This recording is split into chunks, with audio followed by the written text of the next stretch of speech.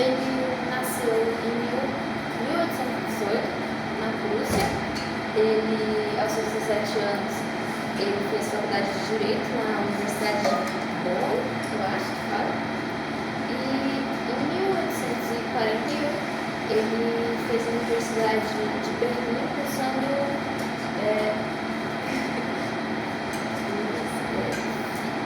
filosofia. Karl Marx, ele também ficou muito no jornalismo e na militância política.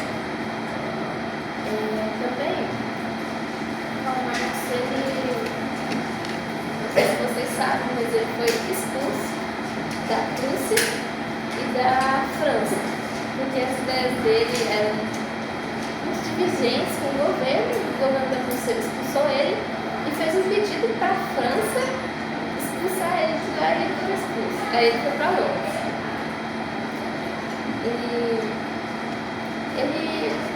Karl Marx, por mais que ele não era um sociólogo nem o Weber, ele gostava de analisar a relação do capital, do trabalho e do poder. Ele, a partir do tópico, ele teve ideia do comunismo científico, que é a aplicação do comunismo, a revolução do proletariado,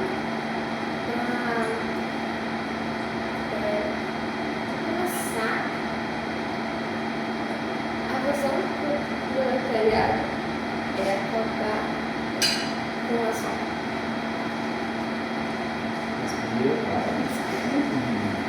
as propriedades privadas, as portuguesas, instaurar o poder do Estado e instaurar o socialismo, para depois, naturalmente, instaurar-se o comunismo. Ele também, com essa ideia, ele e o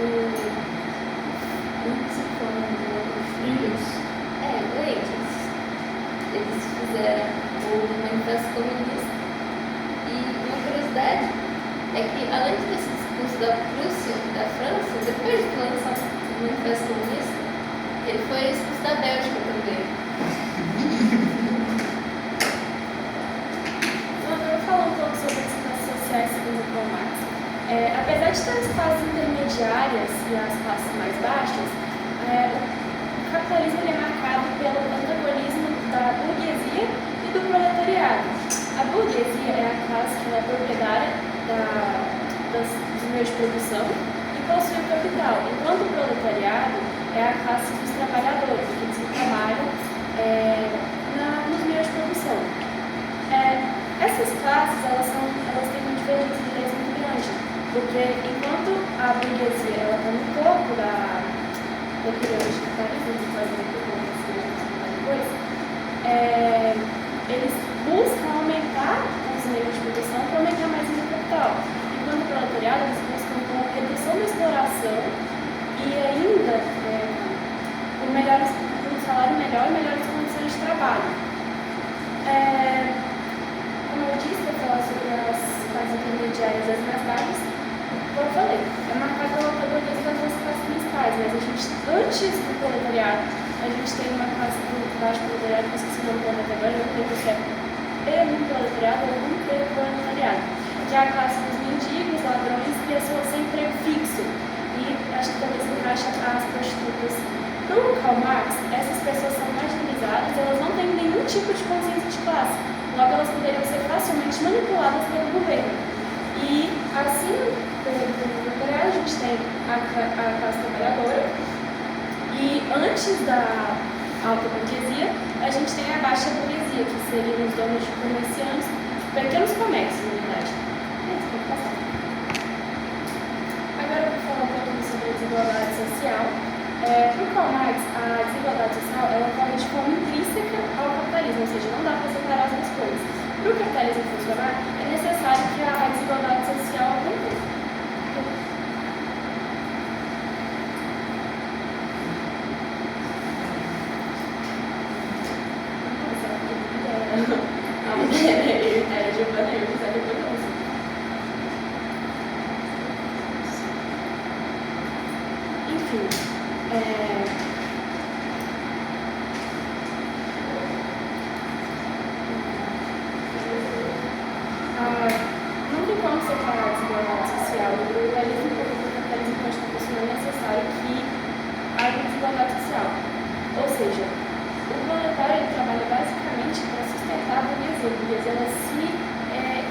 se beneficia da mais-valia que o proletário produz. O proletário ele produz um valor maior do que ele recebe. E é por isso que acontece a desigualdade social. Aí a gente tem duas relações muito importantes, a gente vê um abismo social.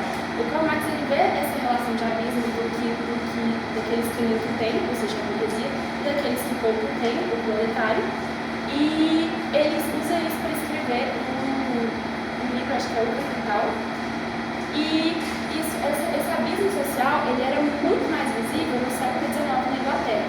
E a proposta de solução do Karl Marx para resolver a desigualdade social é basicamente uma revolução do proletariado, onde o proletário ele plantaria uma ditadura e eles meio que dominariam o sistema. O Karl Marx tem um defeito que ele não explica muito bem como seria essa revolta, como se funcionaria, quem cuidaria das pessoas em geral, sim, mas é basicamente isso. Com o tempo, as classes elas deixariam de existir por meio do fim da privatização e da legalização de propriedade. Então, o comunismo que a gente conhece como comunismo científico. Como a nossa. A desigualdade social é uma consequência sendo assim, o proletariado ele ganha menos do que ele produz, deixando assim a classe burguesa mais aumentar mais desse proletariado. Karl Marx, como inicialmente, ele propôs uma solução para esse problema, que seria a redução do proletariado, que seria a jogada de 62, tirar a propriedade privada e retirar os poderes da classe social mais acima. Agora eu vou falar um pouquinho sobre a luta de classe. A luta de classe, consiste em um conflito entre duas classes diferentes. Geralmente há entre a classe trabalhadora e a classe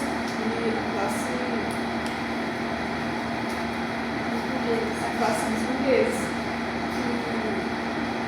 Não é necessariamente um conflito armado, pode ser basicamente uma chave para uma transformação social. Não é apenas político, não é apenas econômico, mas também social e político, já que a burguesia pode usar seu poder econômico para copiar instituições e perpetuar cada vez mais. Ela serve como uma modificação da sociedade.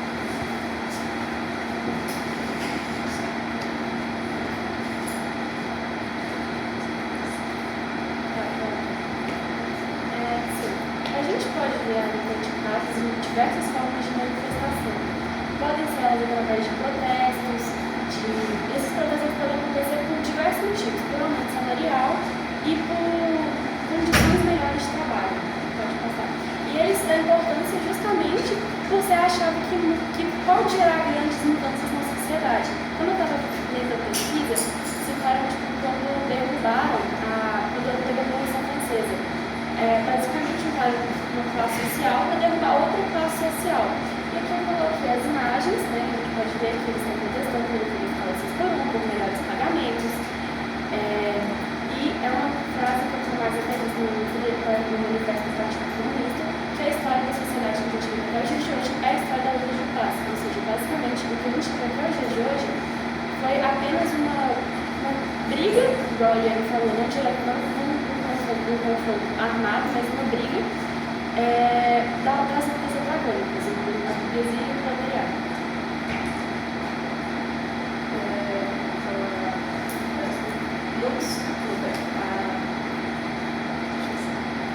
Após estabelecer as ideias de Karl Marx, a gente pode estabelecer algumas críticas direcionadas após estabelecer os pensamentos do Karl Marx, a gente pode estabelecer críticas direcionadas à ideia dele. Os estudiosos acreditam que, apesar de seu pensamento sobre sua ideia boa, essa pensamento seria um sistema falho.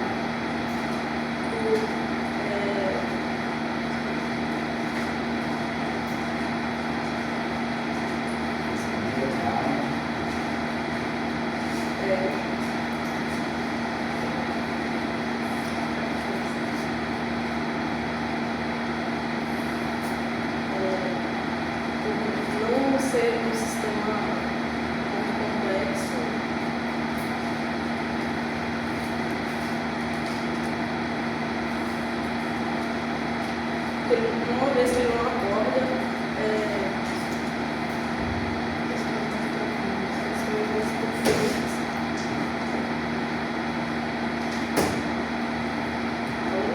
bastante as partes sociais.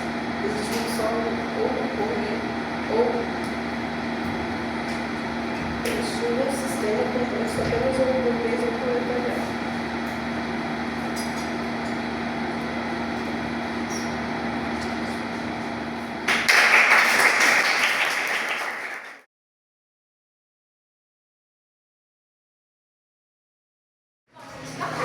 O nosso objeto de estudo é o Max Weber, ele foi um intelectual, jurista e economista alemão, considerados os fundadores da sociologia. Eu vou começar falando sobre a estratificação social segundo Weber e a seguir a apresentação vai dar a continuidade. Para ele, a estratificação é a forma que a sociedade se organiza em camadas ou em grupos hierárquicos, onde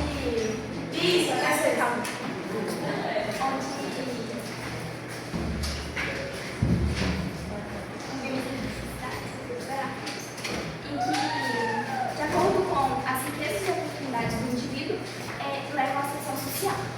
Dentro da estratificação, Weber vai propor as três dimensões ou as três ordens, que é uma abordagem mais complicada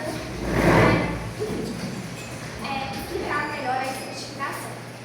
Essas três ordens ou três dimensões, eu vou até citar, que a Luísa vai explicar elas mais apropriadamente. A primeira delas é a fortuna, que é ligada à posse de bens. A segunda é o prestígio, que é ligada a status sociais ou honras recebidas pelo indivíduo durante a vida. E a terceira é o poder, que é a influência de decisões e o controle de ações.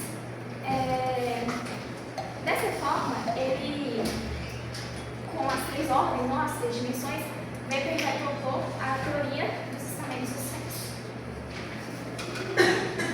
Bom, para Max Weber, a sociedade ela é dividida em três dimensões, sendo ela riqueza, poder e prestígio.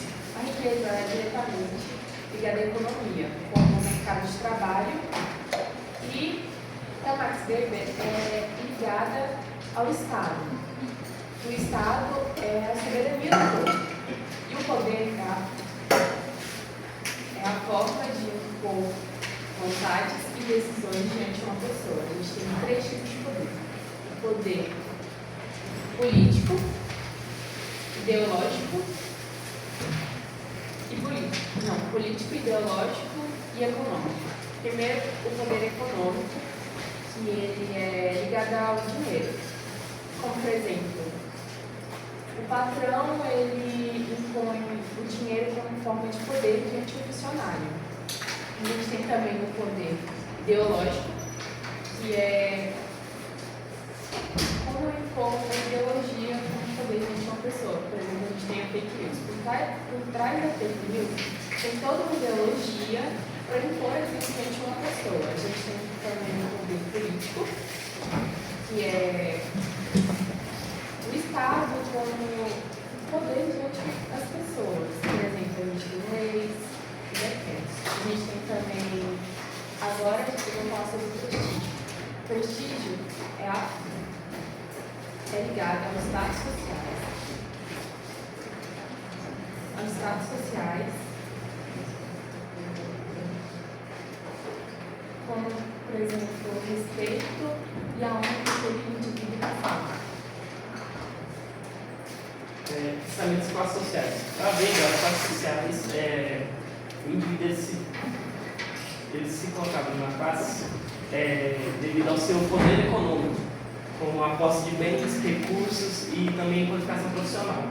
Uma pessoa que tem mais qualificação profissional, ela pode chegar a ter mais oportunidades, chances de vida, como por exemplo um serviço melhor.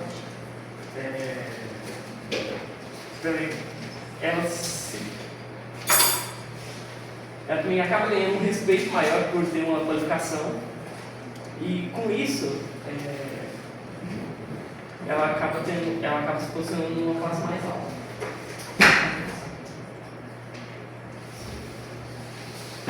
está muito relacionado aos prestígios sociais, por exemplo, é o reconhecimento simbólico que essa pessoa tem, que não está relacionado muito bem ao dinheiro, e sim a mais um reconhecimento. E também tem, por exemplo, um grupo que tem um reconhecimento maior, eles acabam se fechando em condomínios e acabam Galera, vivendo- silêncio, por favor. Respeita os colegas. E eles acabam vivendo ali dentro e fazendo tudo ali para se fechar mais e acabar dificultando para que outras pessoas também consigam se juntar a eles.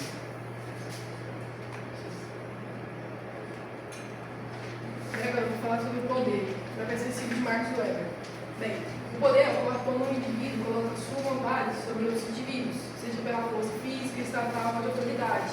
Um exemplo de autoridade, quando a sua mãe fala assim, vai lavar aquela louça, você fala assim, não quero, eu não estou mandando, eu estou mandando, ela fala assim, estou mandando. É força de autoridade. E também de classes, quando há interesses antagônicos, que são opostos em diferentes grupos sociais, no mercado e na sociedade. Eu vou falar a diferença entre a teoria de Karl Marx e a teoria de Max Weber. Como ponto de partida, eu vou usar a relação das classes sociais e como elas eram organizadas. Para o Karl Marx, as classes sociais elas vão ser organizadas de acordo com a relação com os meios de produção, que no caso são as fábricas. Por isso que quem trabalha nas fábricas tem uma classe mais baixa do que quem é dono dela, porque um trabalha para o outro. Já para o Weber, as classes sociais vão ser organizadas de acordo com a situação que o indivíduo tem em comum com o outro no mercado e também de acordo com as oportunidades de vida. Ou seja, um indivíduo, para ele ter uma classe mais elevada, ele não precisa necessariamente ter riqueza também. Ele pode simplesmente ter prestígio. Por isso, e as oportunidades de vida, claro. Conforme ele vai adquirindo novas oportunidades na vida, ele vai podendo subir de classe. Por isso, no Weber, vai existir a mobilidade social, ou seja, a mudança de classe. Que é uma coisa que o Karl Marx considera meio difícil de acontecer. Essas diferenças elas se dão principalmente pelo fato de que o Karl Marx ele era economista e o Weber ele era sociólogo, então ele utilizava ali pontos econômicos, no caso ele usava o estamento da riqueza, mas ele também considerava outros aspectos sociais, como foi dito, o poder e o prestígio.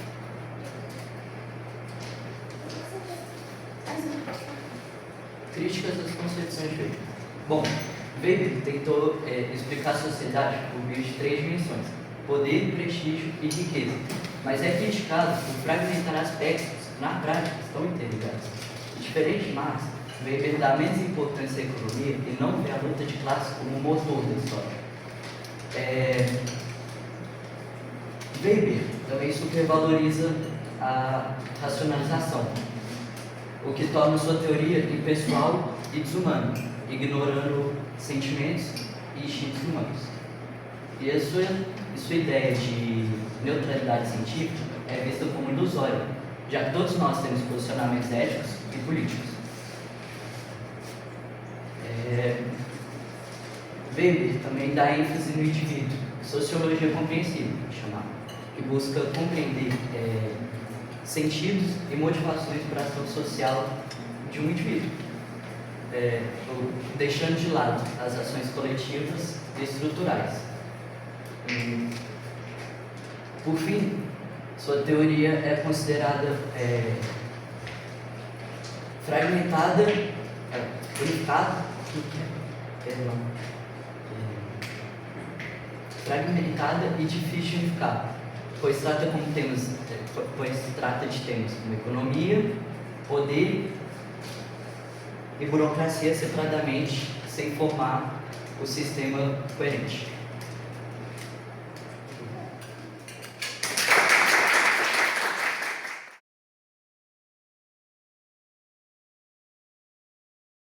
Boa tarde, gente. Hoje a gente vai falar sobre o liberalismo e eu vou começar falando o que é o liberalismo. O liberalismo é uma corrente de pensamento político, social e econômico que surgiu na Europa no final do século XVII para o começo do século XVIII e... como eu posso explicar?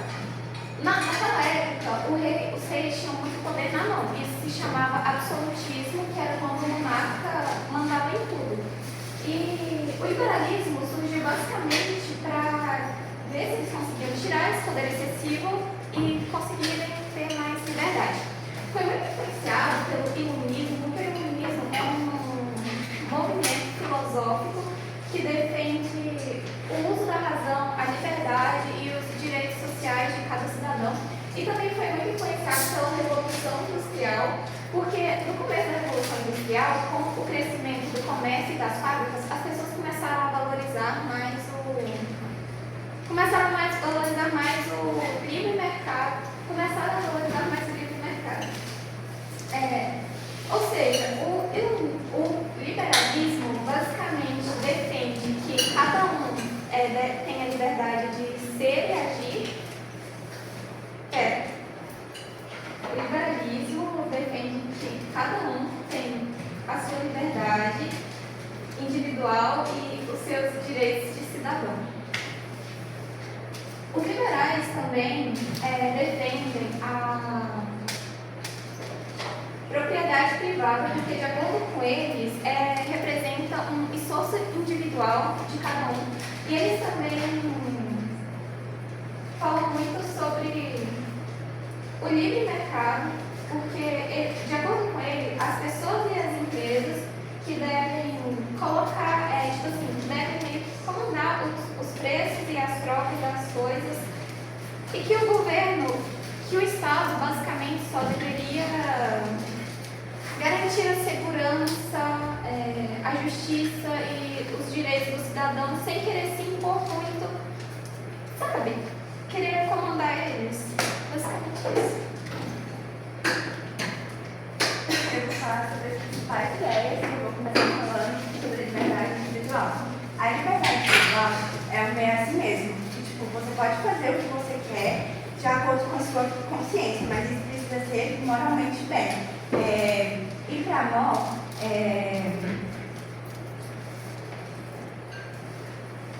para ele, ser livre não é apenas você fazer o que você quer e te faz bem,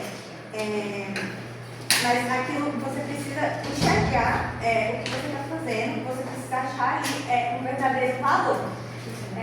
Eu vou falar agora sobre igualdade perante a lei. A igualdade perante a lei não foi um dos tópicos que ele falou muito sobre, mas é que ele defendia a ideia de que todas as pessoas têm o mesmo valor moral. Agora eu vou falar sobre a propriedade privada. É quando, tipo, por exemplo, você conquista alguma coisa, mas você só vê valor naquilo e você precisa saber o que aquilo vai proporcionar para você. Bom, eu vou falar sobre igualdade de oportunidade e resultado. Igualdade de oportunidade na visão dele é o mesmo que dá a todos a mesma posição inicial a mesma chance inicial de competir competir sobre suas escolhas ou posições iniciais. E igualdade de resultado, ela é uma ideia mais socialista que busca permitir níveis semelhantes de bem-estar e de poder para todos igualmente.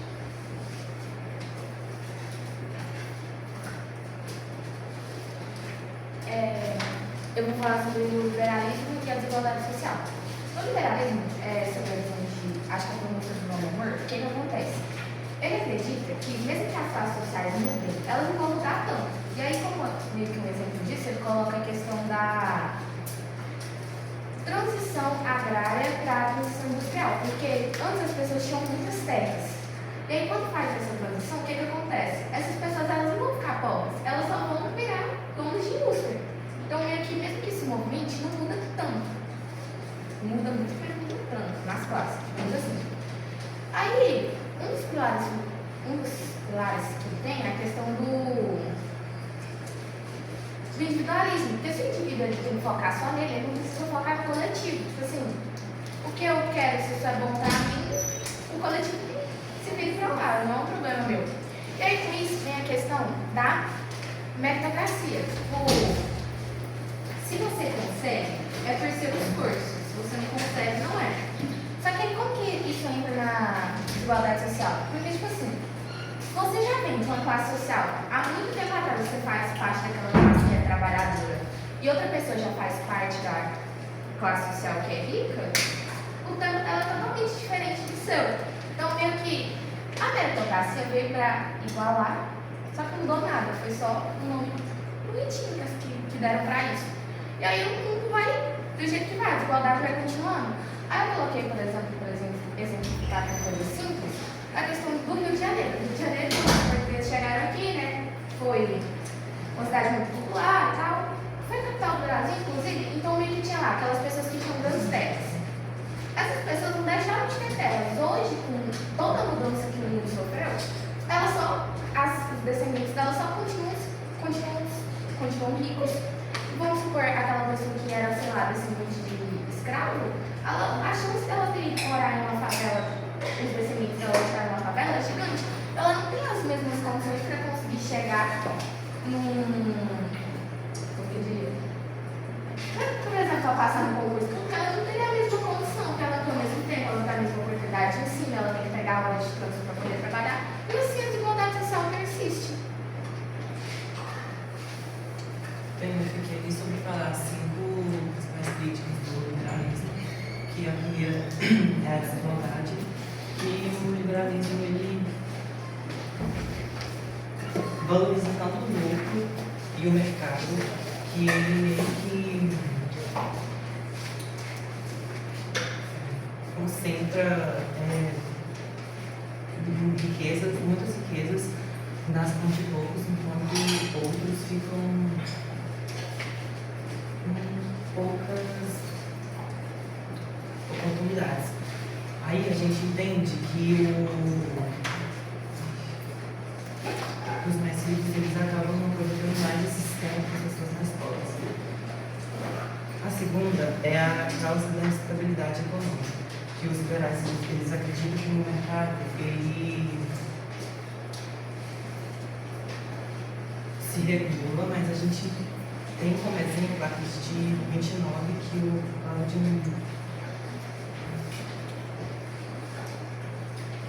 por causa de uma falta de controle do colapso mundial. E aí a gente vê que o mercado ele tinha muitas regras e também de bastante fiscalização para a pessoa não atingir não. Quebrou e teve um colapso. E agora o individualismo excessivo, que o liberalismo coloca o eu acima de nós, que ele meio que prioriza o sucesso pessoal e deixa de lado a solidariedade e o senso de comunidade. E agora o próximo é o desmantelar a proteção social, que é meio que, tipo assim, no início, as mulheres, as pessoas mais pobres e os grupos minoritários, eles não tinham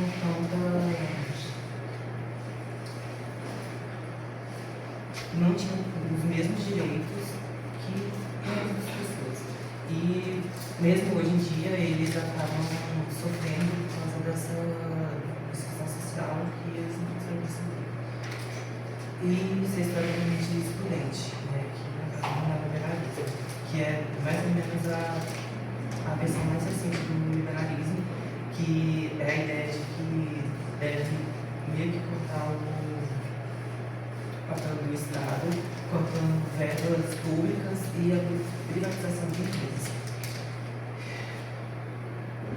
E para os críticos, isso enfraquece a proteção social, especialmente na área da saúde e da educação.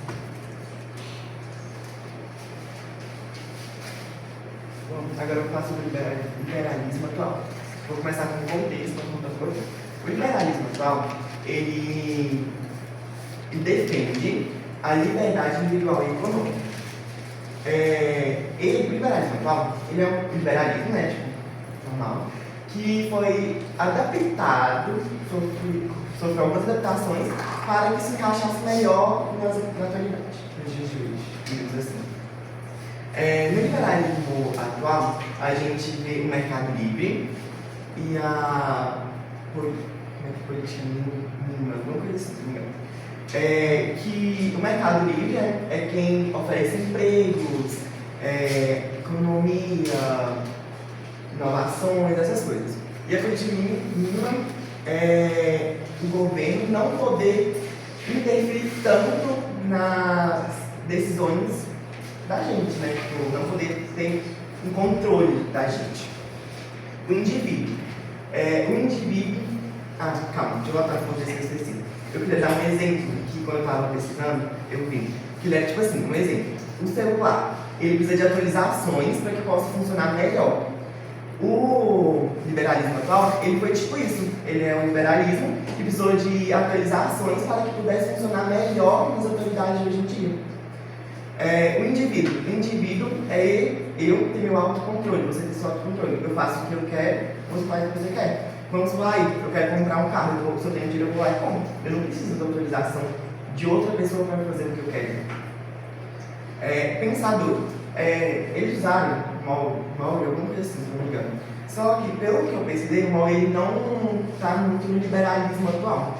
E aí eu pesquisei sobre um que ele chama Piet, alguma coisa assim, eu não sei falar o nome dele. Depois eu olho direitinho na internet.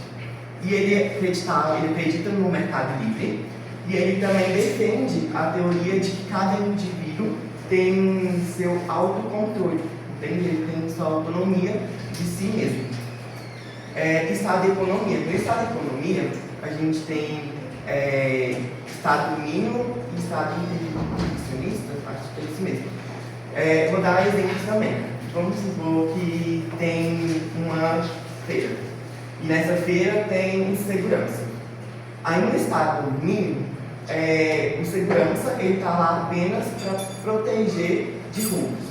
Já no estado intervencionista, o segurança está lá para proteger de roubo, para decidir o que deve vender, pelo valor que deve vender, como será a feira, decidir tudo. O que eu quero dizer com isso é que o governo ele toma um controle, né, da gente em si. E em propriedade, temos propriedade privada e não privada. Vou dar outro exemplo. Propriedade privada, um exemplo, uma bicicleta. Na propriedade privada, a bicicleta é minha, e se eu quiser vender ela agora, eu vendo. Se eu quiser vender ela por R$1.000, eu vendo. Se eu quiser vender por R$100, eu vendo. Se eu quiser por R$1.000, eu pinto. Tudo mais. A propriedade não privada é como se fosse uma bicicleta, por exemplo, compartilhada. Eu e do meu irmão, por exemplo. Eu não posso fazer nada com ela sem autorização do meu irmão, por exemplo. Se eu quiser pintar, se eu quiser vender, tem que ter autorização de ambas as partes. E é isso.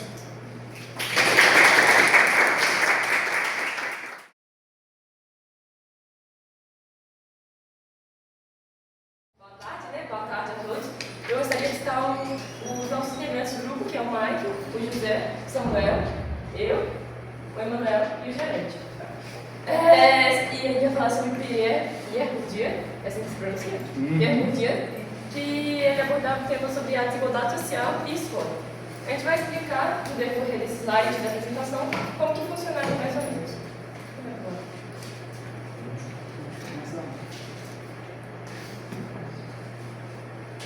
O Pierre Bourdieu foi um grande sociólogo francês que nasceu em 1º de agosto de 1930 em Devon, na França.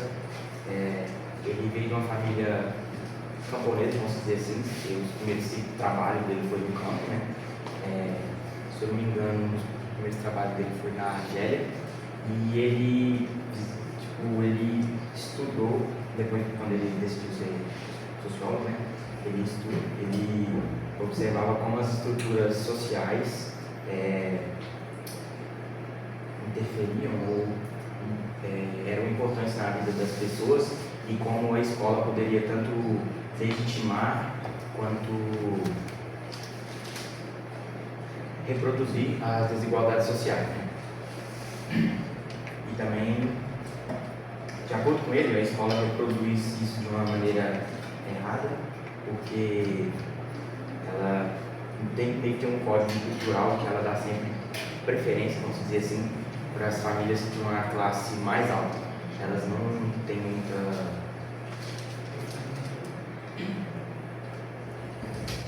E as famílias de classes mais populares não têm tanta margem de fala na escola do que as outras famílias de classes mais altas. Eu vou falar do capital cultural.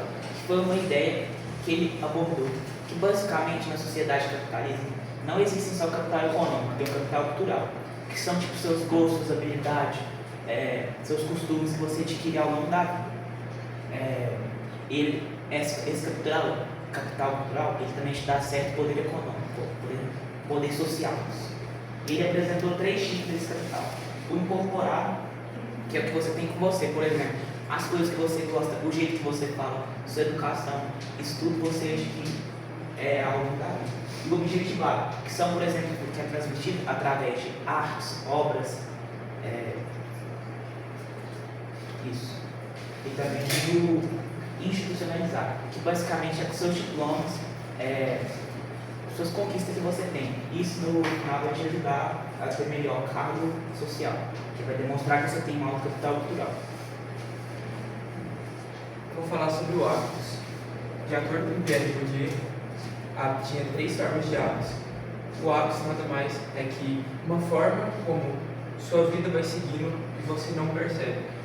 Temos as disposições adquiridas, uma forma que você vai adquirir conhecimento de uma forma que você ainda não sabia. Exemplo, você nasceu numa família que tem um hábito de leitura.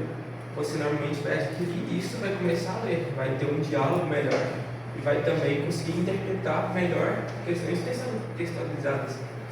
O inconsciente social se baseia em que a pessoa, se você entra em um grupo social, você tende a ter os mesmos hábitos que eles conseguem, exemplo.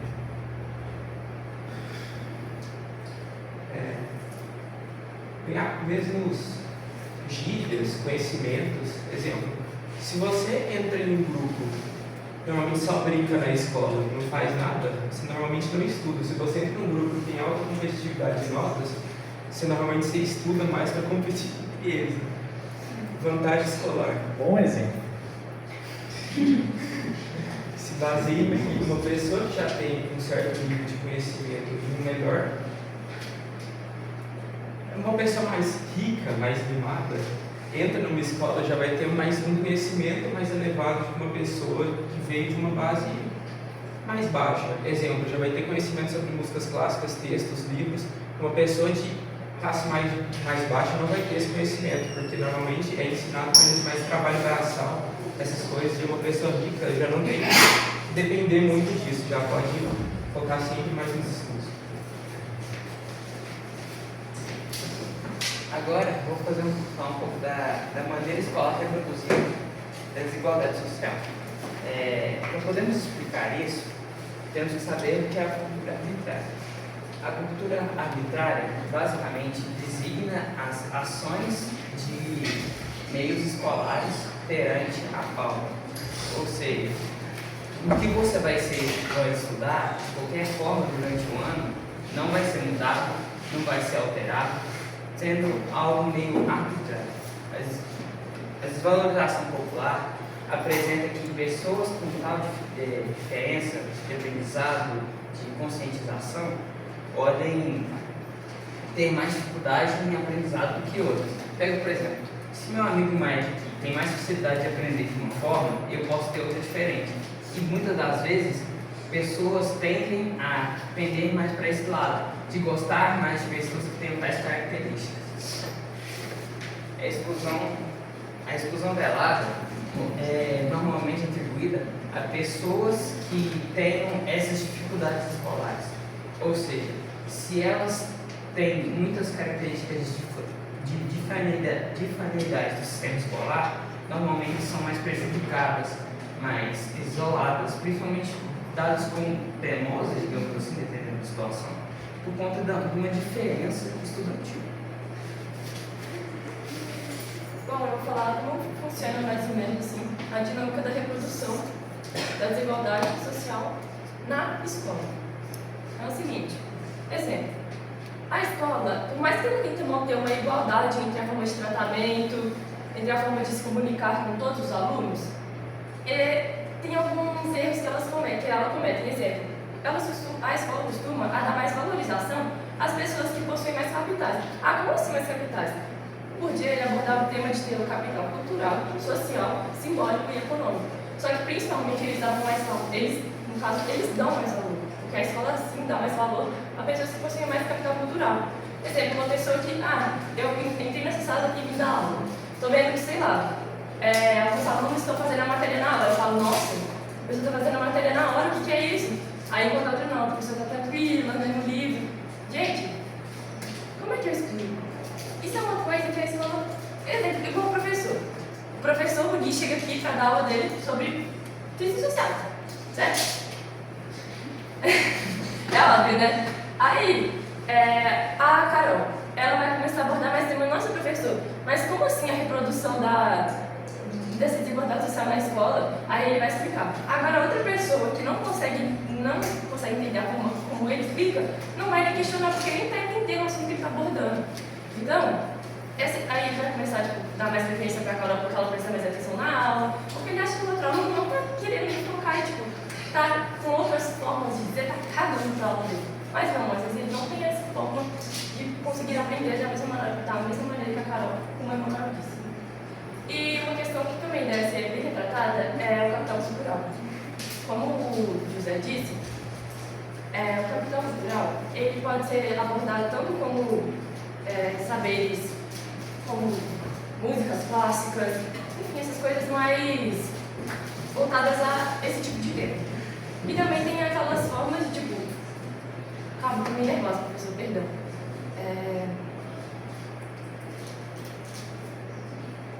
Até a forma de comunicação. Exemplo, eu posso estar interessada na sua aula, mas eu não posso saber demonstrar isso por conta da minha comunicação, ou até mesmo por conta que eu não tenho muita... Professor, foi mal, eu tô meio nervosa. Vai bem. E tipo... Calma, vai dar certo, tá? Exemplo. Ai, gente, desculpa. Já Sim, tomar aguinha.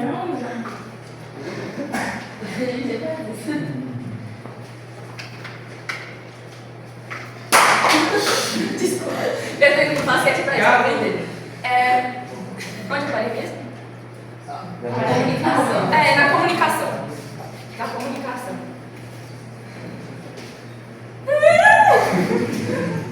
Duda, você estava falando que basicamente o Muniz ele vai dar mais preferência para Carol por ela ter mais por ela demonstrar mais interesse na aula dele. Sim, porque uma pessoa não consegue. Não consegue ser Então vai ter a questão do cultural e econômico. Por mais que algumas escolas, escola particular, escola pública, eles não vão dar essa preferência porque todo mundo aqui não está pagando para estudar. Mas na verdade tem isso sim, tá? Igual, por exemplo, sou diretora de uma escola pública.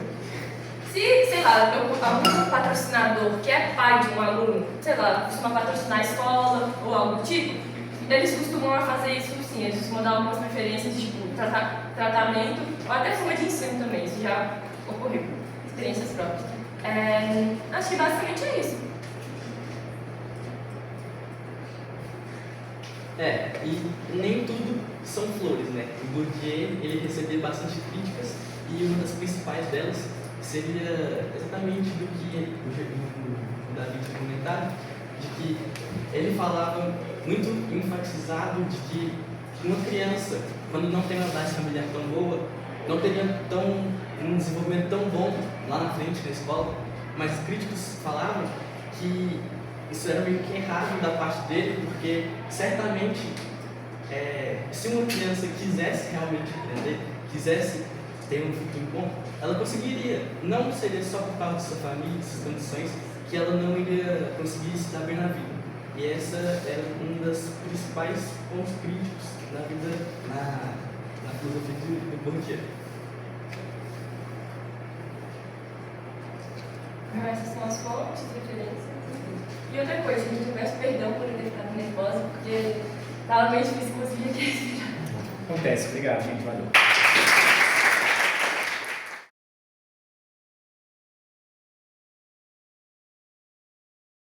Boa tarde, gente. A gente vai explicar hoje a desigualdade social do Roberto D'Amato.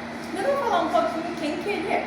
O Roberto da Mata, ele é um antropólogo brasileiro e ele é muito importante para a gente porque ele foi o pioneiro do estudo dos rituais festivos aqui no Brasil e como que isso influencia na sociedade brasileira. O Roberto, ele fez bacharel e licenciatura em História pela Universidade Federal Fluminense, lá em Niterói, no Rio de Janeiro, e ele foi para o exterior, fez mestrado e doutorado em Harvard em antropologia social. Então ele é uma referência muito grande, tanto aqui no Brasil quanto no exterior, e agora a gente vai ver como que ele traz a desigualdade social da gente. Pode começar?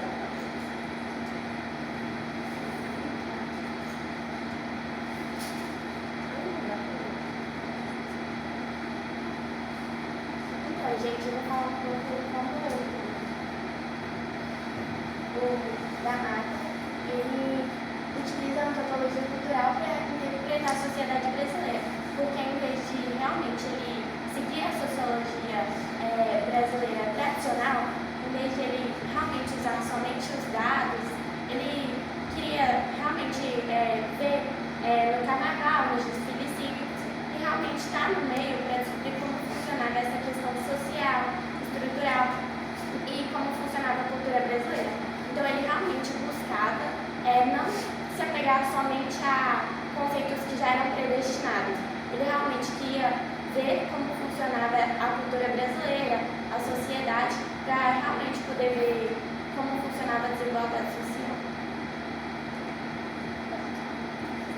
Vou falar como é a desigualdade social na visão do Mata. Para ele, a desigualdade social no Brasil é o resultado da forma hierárquica e pessoal que a sociedade brasileira se organiza. Na obra dele, Carnavais, Heróis, Carnaval de Heróis, ele afirma que o Brasil funciona seguindo relações pessoais. Então, quem você é vale mais do que o que você faz. Então, jeitinhos, relações pessoais, de amizade, parentesco, valem mais do que a lei escrita. Por exemplo, se o filho de um deputado dirige bêbado, a gente sabe que isso acontece, né? E acontece um acidente, mata alguém, as consequências para essa pessoa não vão ser as mesmas que para um cidadão comum. Para explicar isso melhor, ele diferenciou os conceitos de indivíduo e pessoa. O indivíduo representa as sociedades modernas e igualitárias, que o tratamento é o mesmo para todos. Todos são sujeitos de direitos e deveres iguais perante a lei. Já a pessoa é o que predomina no Brasil, marcado pela hierarquia e relações pessoais. O tratamento depende de quem você é ou com quem você se relaciona. Pro da Mata, o Brasil está inserido em uma correlação entre esses dois mundos, o moderno e o tradicional, não pertencendo a nenhum outro tipo de estratificação, não é de castas ou qualquer outro.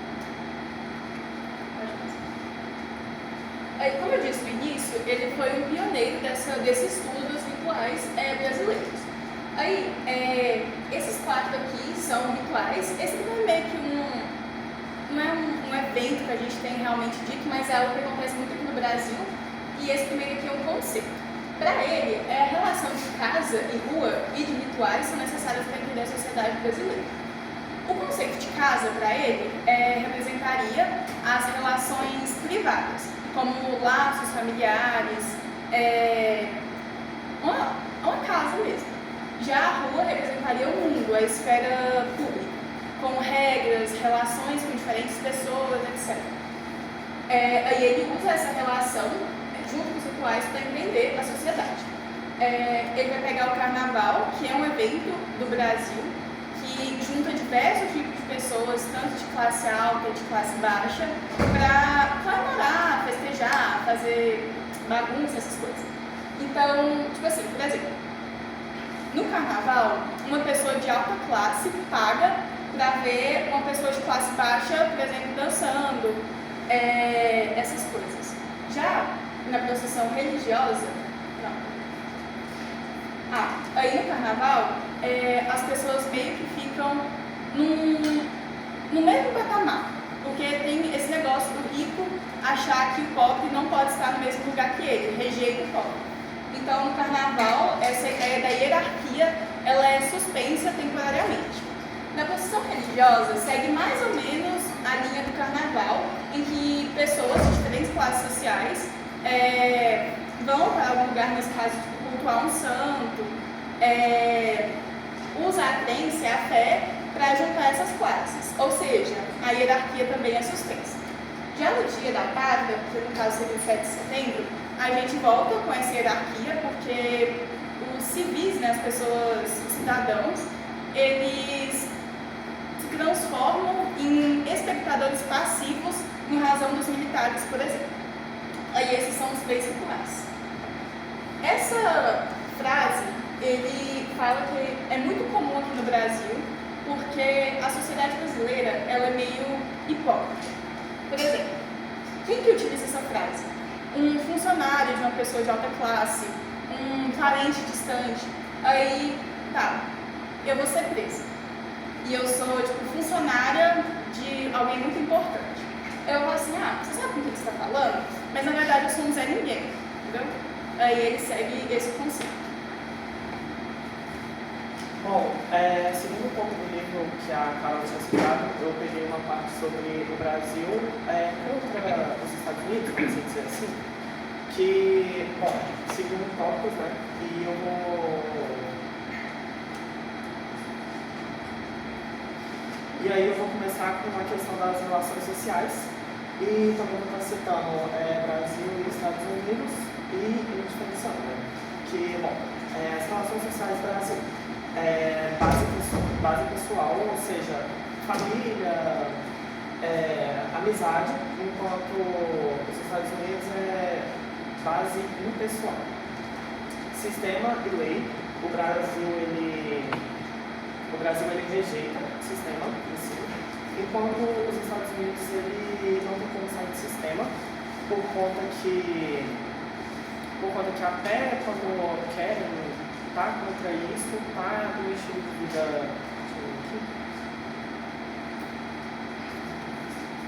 American of Life, Way of Life. Estrutura social, Brasil dual, enquanto os Estados Unidos a estrutura a mesma forma, né? E igualdade e hierarquia, que eu citei aqui duas frases diferentes, mas juntas, e iguais mas separados.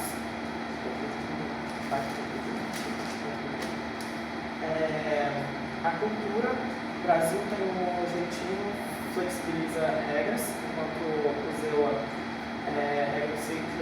regras fixas e padronizadas.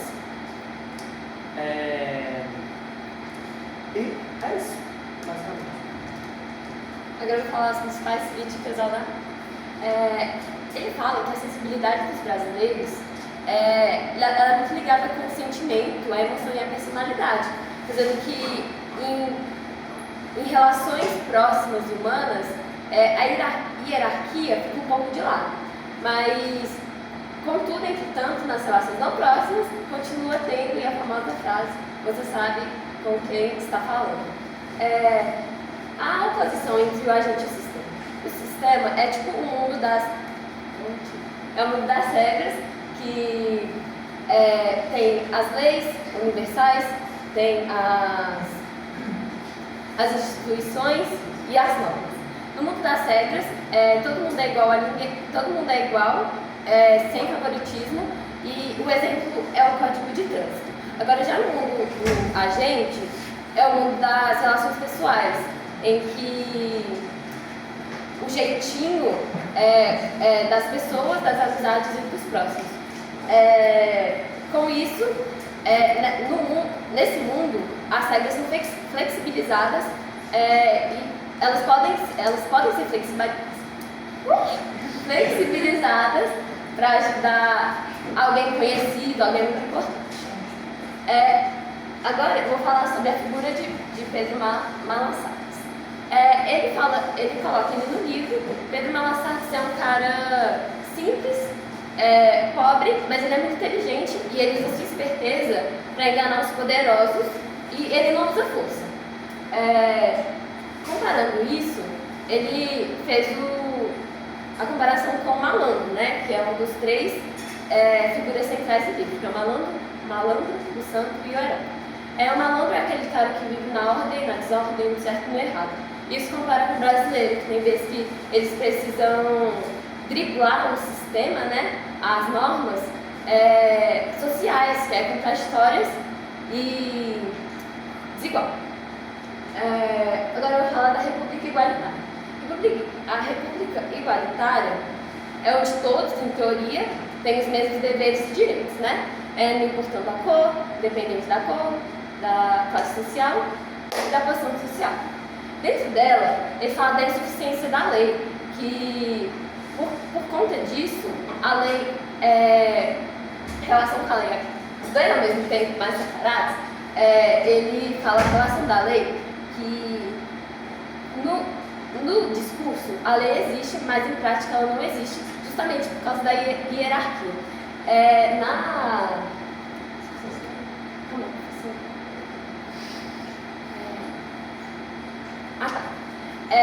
A insuficiência da lei é a ideia, né, de que a lei sozinha não consegue organizar a vida social brasileira.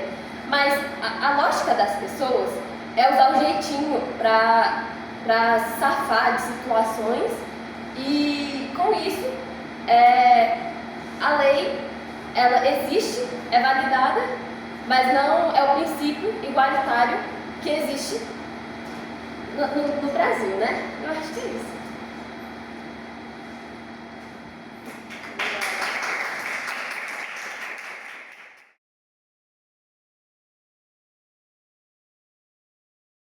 Nosso trabalho é sobre a desigualdade social no Brasil, conforme o GC Souza.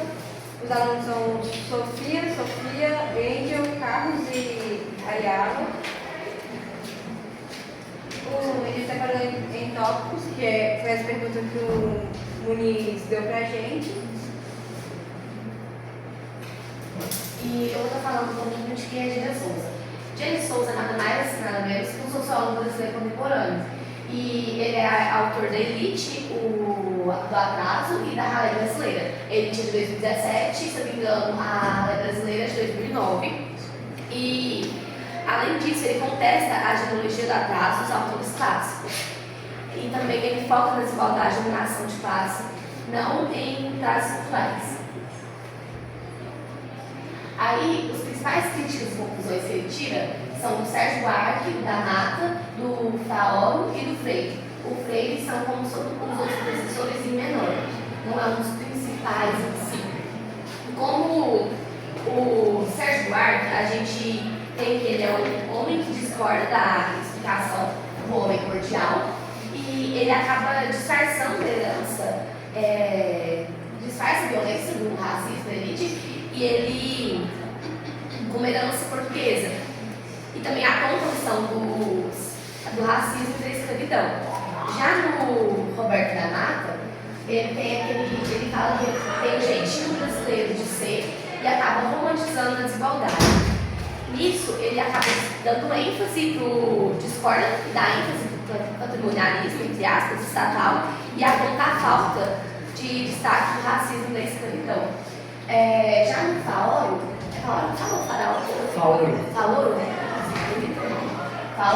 ele exagera o papel do Estado, né, e ignora o racismo e o poder econômico. E ele rejeita a romantização e da destinação da democracia racial. E ele denuncia o encobrimento da violência e da escravidão. Já no Freire, que é como um dos seus assessores em menor, né, ele realiza a democracia racial e acaba pagando a escravidão. E ele faz isso denunciando o encobrimento da violência e da escravidão e acusa branquear a história brasileira. E o contexto em si é que essa propõe uma visão do Brasil dominado por elite que regula a cidadania e mantém o povo submisso. E ele critica totalmente os pobres como clientes entre aspas, em programas sociais. Bem, como tinha assessor, se apropria de Bourdieu e Florestan. Florestan. Fernandes. ele junta a ideia dos dois. A de Fernandes era que a culpa da desigualdade social é por causa de fatos históricos e de Bourdieu é por causa que a sociedade mantém isso como costumes e valores. Como Flores Fernandes baseia na história. Ele baseia que após a escravidão, os ex-escravizados não tinham muito o que fazer, porque não davam direito a eles de nada, nem de trabalho, nem de comida, nem de saúde, nem de escola, e fazendo eles criar um ralé estrutural. Pierre Bourdieu. A desigualdade, de acordo com ele, acontece mais pela capital moral afetiva e a ralé estrutural fica excluída, fazendo o pobre trabalhador ter que trabalhar mais, mesmo sem ganhar pouco. Isso faz que ele não tem muita capital cultural, ele não tem muito tempo para ter capital cultural. E aí ele não pode subir totalmente na classe social. Aí vem do dia de meritocracia. Isso faz tipo, eu sou uma trabalhadora e a Angel é rica. Eu trabalho para ela e tipo, o que eu ganho um pouco é quase que eu não trabalho direito. Mas não, isso daí é só para encobrir que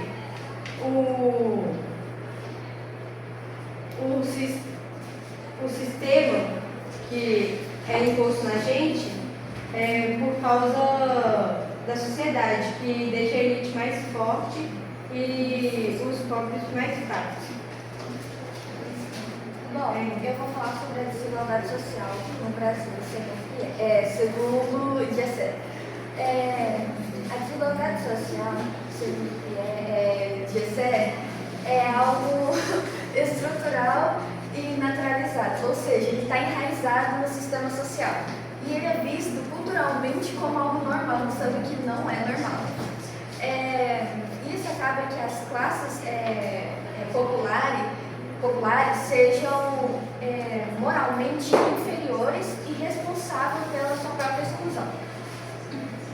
As consequências dessa desigualdade são graves, e mostra que as classes populares eles enfrentam dificuldades de acesso a estudos de qualidade.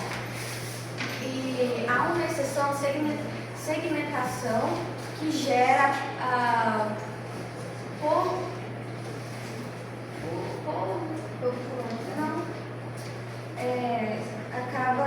que pode gerar polarização política com parte da população aderindo ideias conservadoras.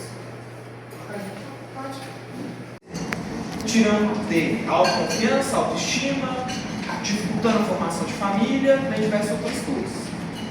Dentro disso, o Gesé ele vai falar que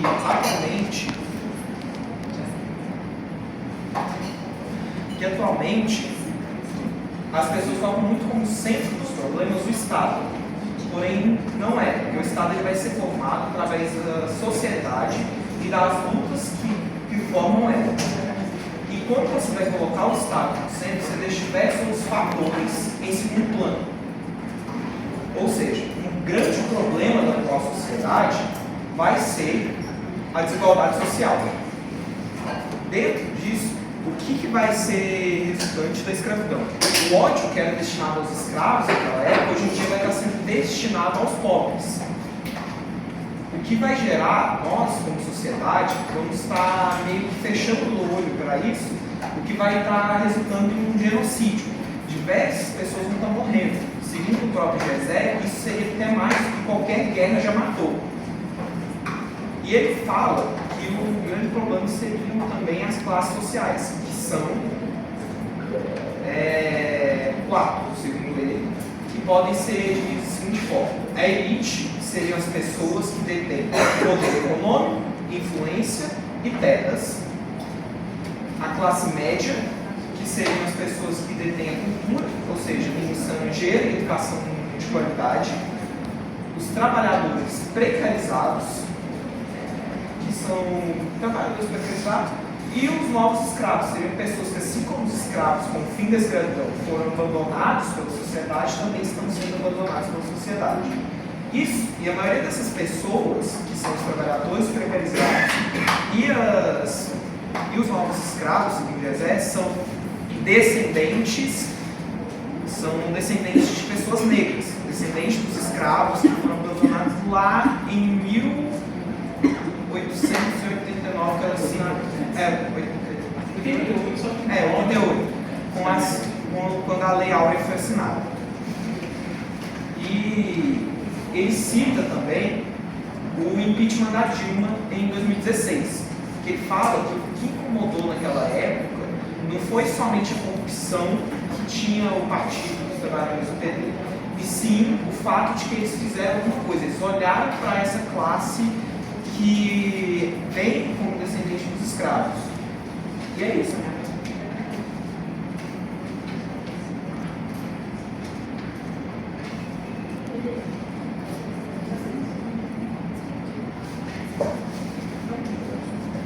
Bom, Gessé explica que a desigualdade no Brasil ela é mantida através de mecanismos opacos, intransparentes e impessoais. Bom, ou seja, é algo natural, não tem, sabe? Opacos, pois são os costumes, eles são mantidos no nosso cotidiano e a gente não percebe que tem inserido nisso. Intransparentes, porque a gente continua sendo influenciado por isso, mas a gente continua sendo influenciado por isso, mas a gente não percebe, a gente continua achando que tudo é por um mérito pessoal. Impessoais, pois não depende de uma pessoa, por exemplo, não depende só de mim para acontecer a desigualdade no Brasil. Depende, na maioria das vezes, de uma classe. E essa classe costuma ser a classe das pessoas que são mais ricas, mais bem de vida. Ele explica também que a desigualdade, ela não vem, por exemplo, ele cita, se eu não me engano, como a escravidão, que era algo perceptível. Porém, que esse modelo de desigualdade, ele funciona até hoje no nosso sistema, inserido nas escolas, etc. E ele também explica que a desigualdade, ela não vem através só da economia, ela vem através de valores, costumes, enfim, da nossa convivência, tem inserido já no nosso meio. É isso, no geral é isso que a explicação, que ele se refere a mecanismos opacos, impessoais, intransparentes, é algo de uma forma natural que tem inserido na gente que a gente não percebe.